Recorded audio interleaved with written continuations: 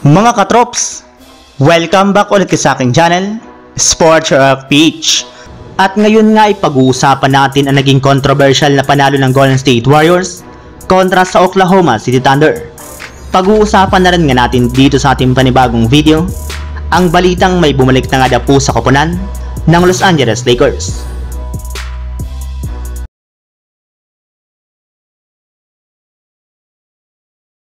Kahit man nga po mga katrops, naging sobrang dikit ang unang in-season tournament game ng Golden State Warriors at Oklahoma City Thunder, ay nagawa para naman nga po ng Warriors dito na manalo sa score na 141-139.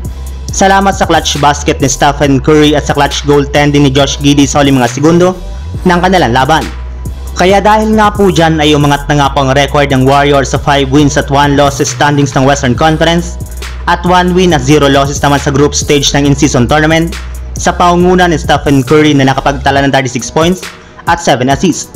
Tinulungan na naman nga po siya dito ng kanyang mga teammates na sina Klay Thompson na kumuna ng 12 points, Andrew Wiggins na nagtala ng 17 points, at sina Jonathan Kuminga at Dario Saric na parang kumuna ng 19 points at 20 points off the bench.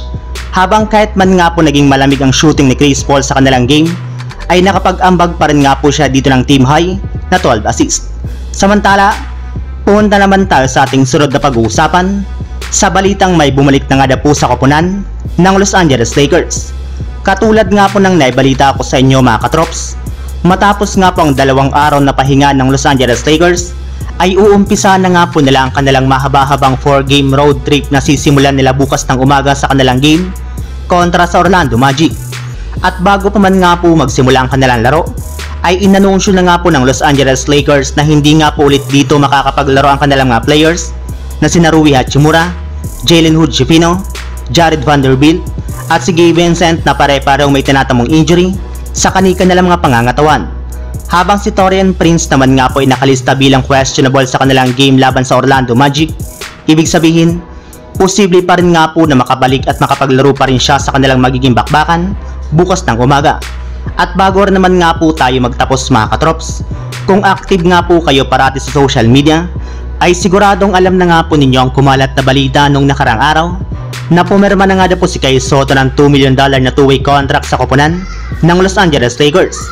Kaya dahil nga po dyan ay pinagkaguluhan na nga po ito ng napakarami mga fans at may ilan pa nga po ditong natuwa, gayong magkakaroon na nga po si Kai Sotto ng pagkakataon na makapaglaro sa NBA.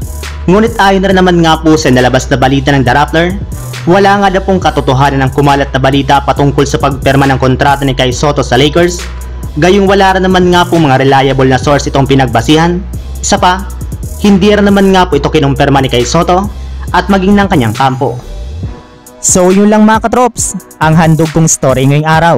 Sana nag-enjoy kayo, please like and subscribe my YouTube channel, Sports React PH, para sa iba pang story at update patungkol sa NBA.